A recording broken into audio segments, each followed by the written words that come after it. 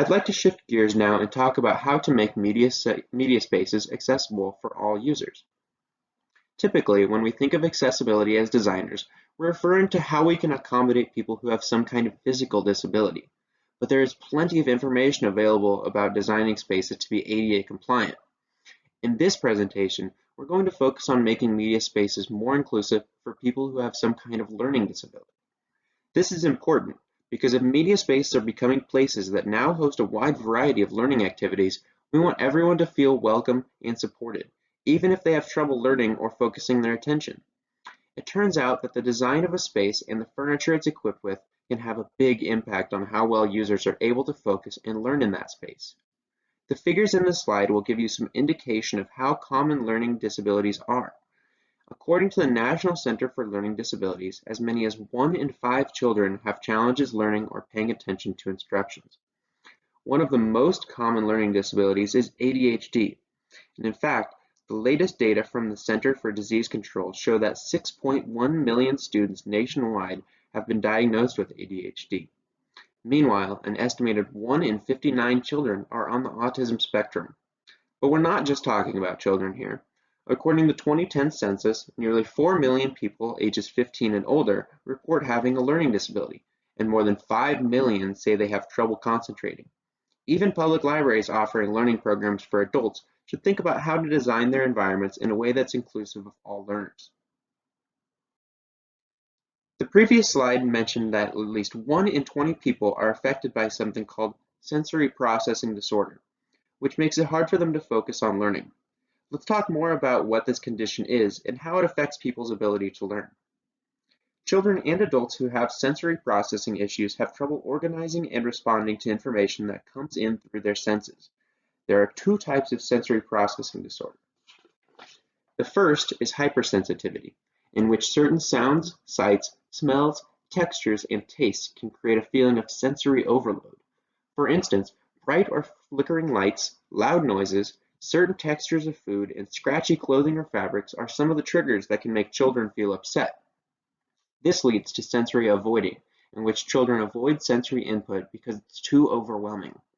The other type of sensory processing disorder is undersensitivity, which causes children to be sensory seeking. In other words, they're looking for more sensory stimulation. They might want to touch and feel constant physical contact and pressure. Some children might be both sensory avoiding and sensory seeking. They might be oversensitive to some sensations and undersensitive to others. Sensory processing issues are often found in children with autism or ADHD, although they can occur on their own as well. And those who have a sensory issue often experience anxiety and have trouble focusing on instruction. But as we'll see later on, there are things that you can do from a design standpoint to mitigate the effects of this disorder. Designers of learning experiences for students might be familiar with a design principle known as Universal Design for Learning, or UDL. It's an instructional and educational framework that guides the development of flexible learning environments that can accommodate differences in how people learn.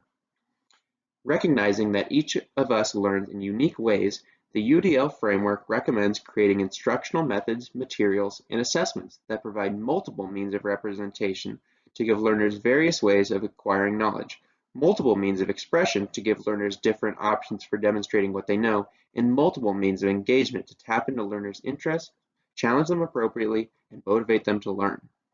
The idea of the UDL framework is that by approaching instruction in many different ways, teachers will hit upon an approach that resonates with each individual learner.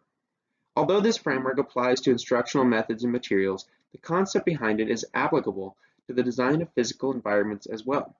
In other words, the more options you provide within the learning space, the more likely you are to create an environment in which everyone is comfortable and can learn to the best of their ability. With this in mind, here are 4 key design elements that can help you create media spaces that are inclusive of all learners: choice, movement, lighting and acoustics, and quiet, calming spaces.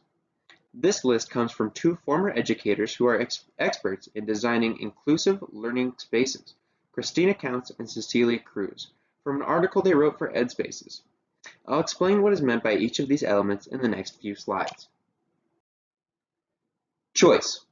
Choice is simply taking the concept of UDL and applying it to the design of the learning space by giving users multiple options in where to sit or stand and work so they'll be most comfortable and able to learn. Something as simple as choice in seating style accommodates the different preferences of all users, not just those who have learning disabilities, and makes media spaces feel much more inclusive for everyone. For instance, this is a photo of the Media Center at Las Cruces High School in New Mexico. Notice the many different options for students to sit and do work. They can sit at one of the cafe-style tables along the windows, either to collaborate with their peers or to read or work independently. They can set up at taller cafe-style tables if they prefer to be sitting higher up on stools or standing.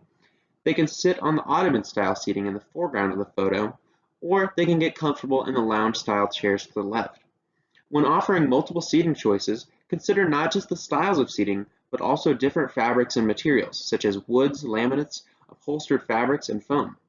Users with sensory processing issues can react very differently to different types of fabrics and textures, and giving them many choices helps them find seating that won't upset them or distract them from learning.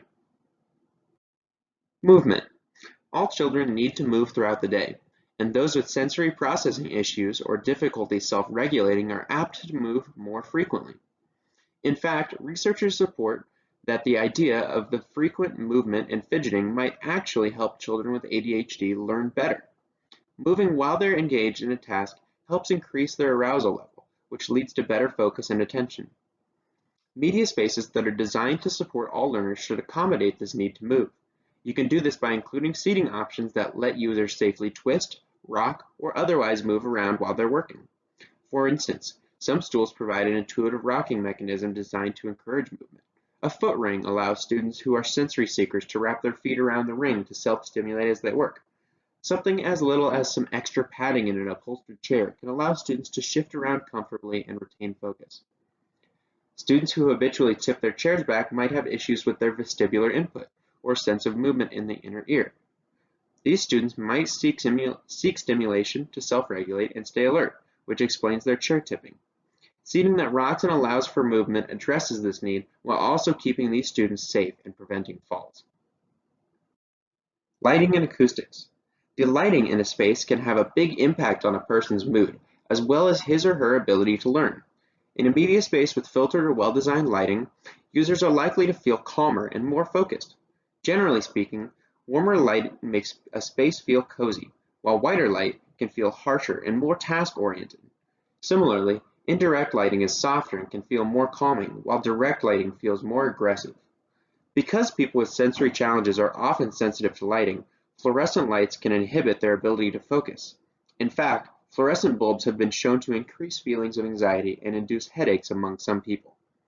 To optimize the impact of lighting on learners' ability to focus, use natural lighting wherever possible, and avoid using fluorescent lights if possible, opting instead for warmer, recessed lighting sources.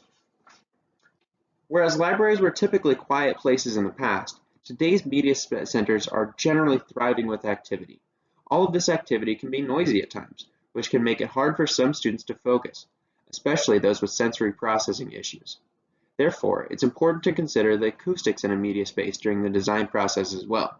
Sound-absorbing panels can add color and design to a media space while cutting down on ambient noise.